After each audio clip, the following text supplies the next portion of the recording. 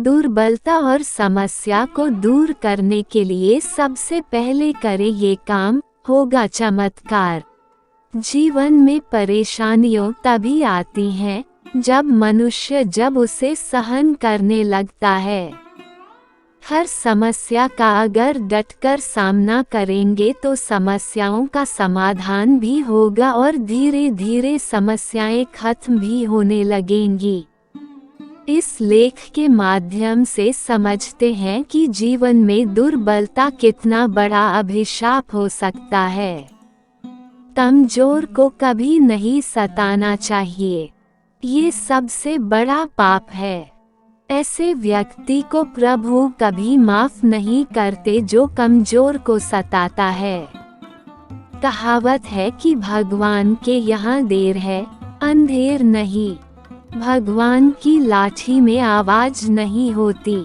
यह आम आदमी का मनोविज्ञान है कि वह मजबूत से डरता है पर दुर्बल को सताता है और अंत समय में इसका दुष्प्रभाव झेलता है। अक्सर सशक्त व्यक्ति मजबूर और लाचार लोगों का शोषण करते हैं। इस संदर्भ में कबीरदास जी का दोहा है, दुर्बल को न सताए जो की मोटी हाय, मरी खल की सांस से लेहा भस्म हो जाए। काफी सार्थक है। कबीरदास जी कहते हैं किसी को निर्बल समझकर उसका शोषण नहीं करना चाहिए, क्योंकि उसकी हाय का असर कहीं न कहीं होता है। शक्तिशाली व्यक्ति को कभी अपनी ताकत के घमंड में चूर होकर किसी अशक्त पर अत्याचार नहीं करना चाहिए।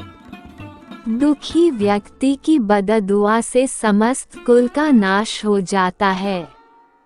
रावण, कंस, होलिका, हिरण्यकश्यप आदि इसके ज्वलंत उदाहरण हैं। सभी को ईश्वर की कृति समझकर उनका सम्मान करना चाहिए। हमेशा अपने हृदय में भगवान को स्थापित करना चाहिए, क्योंकि उसके स्मरण से समस्त पाप का अंत हो जाता है। जब हृदय में पवित्र विचारों, सद्कार्यों का स्थान होता है तो पाप और अवगुण अपने आप ही दूर होते चले जाते हैं। देह का रंग देखकर गर्व मत करो, ये भले ही कितनी भी सुंदर हो। इसे एक रोज समाप्त हो ही जानी है। एक बार देह को छोड़ देने पर फिर इसे प्राप्त नहीं किया जा सकता है। किसी वस्तु को देखकर गर्व नहीं करना चाहिए, चाहे वह पद, शक्ति, धन, साम्राज्य ही क्यों न हो। कारण कि जीवन की अंतिम सच्चाई मृत्यु है। इसलिए प्रभु की भक्ति ही जीवन का आधार है। जब प्राणी दुखी होता है तब उसे हरि की याद आती है। दुख में ईश्वर को याद करता है, सुख में भूल जाता है। दुनिया में सभी वस्तुएं एक समान हैं और उन सब का सम्मान होना चाहिए। इसलिए सबल, निर्बल सभी को एक नजरिए से देखने की दृष्टि होनी चाहिए। एक कहावत है कि दुर्बलता एक अभिशाप है, क्योंकि ऐसा व्यक्ति ही हर तरह की मार खाता है। शरीर और मन दोनों की अशक्तता कौन अधिक बड़ा अभिशाप है, ये बताना कठिन है, पर इन दोनों शक्तियों का समन्वय ही सफलता का कारण रहा है।